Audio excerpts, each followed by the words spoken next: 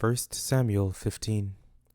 Samuel said to Saul, Yahweh sent me to anoint you to be king over his people, over Israel. Now therefore listen to the voice of Yahweh's words. Yahweh of armies says, I remember what Amalek did to Israel, how he set himself against him on the way when he came up out of Egypt. Now go and strike Amalek, and utterly destroy all that they have, and don't spare them, but kill both man and woman, infant and nursing baby, ox and sheep, camel and donkey. Saul summoned the people, and counted them in Telaim, 200,000 footmen, and 10,000 men of Judah. Saul came to the city of Amalek, and set an ambush in the valley.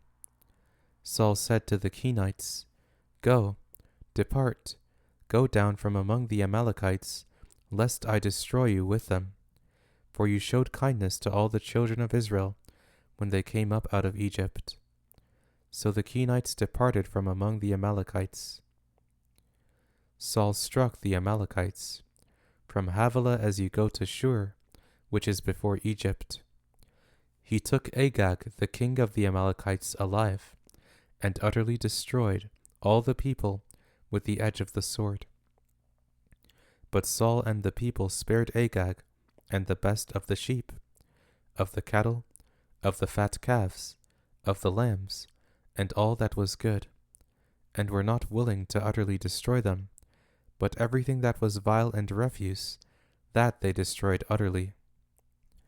Then Yahweh's word came to Samuel, saying, It grieves me that I have set up Saul to be king, for he has turned back from following me, and has not performed my commandments.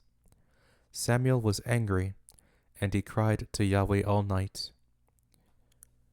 Samuel rose early to meet Saul in the morning, and Samuel was told, saying, Saul came to Carmel, and behold, he set up a monument for himself, turned, passed on, and went down to Gilgal. Samuel came to Saul, and Saul said to him, You are blessed by Yahweh. I have performed the commandment of Yahweh. Samuel said, Then what does this bleating of the sheep in my ears, and the lowing of the cattle which I hear mean? Samuel said, They have brought them from the Amalekites, for the people spared the best of the sheep and of the cattle, to sacrifice to Yahweh your God. We have utterly destroyed the rest. Then Samuel said to Saul, Stay, and I will tell you what Yahweh said to me last night. He said to him, Say on. Samuel said, Though you were little in your own sight, weren't you made the head of the tribes of Israel? Yahweh anointed you king over Israel, and Yahweh sent you on a journey, and said, Go, and utterly destroy the sinners the Amalekites, and fight against them until they are consumed. Why then didn't you obey Yahweh's voice, but took the plunder, and did that which was evil in Yahweh's sight? Saul said to Samuel, But I have obeyed Yahweh's voice, and have gone the way which Yahweh sent me, and have brought Agag the king of Amalek, and have utterly destroyed the Amalekites.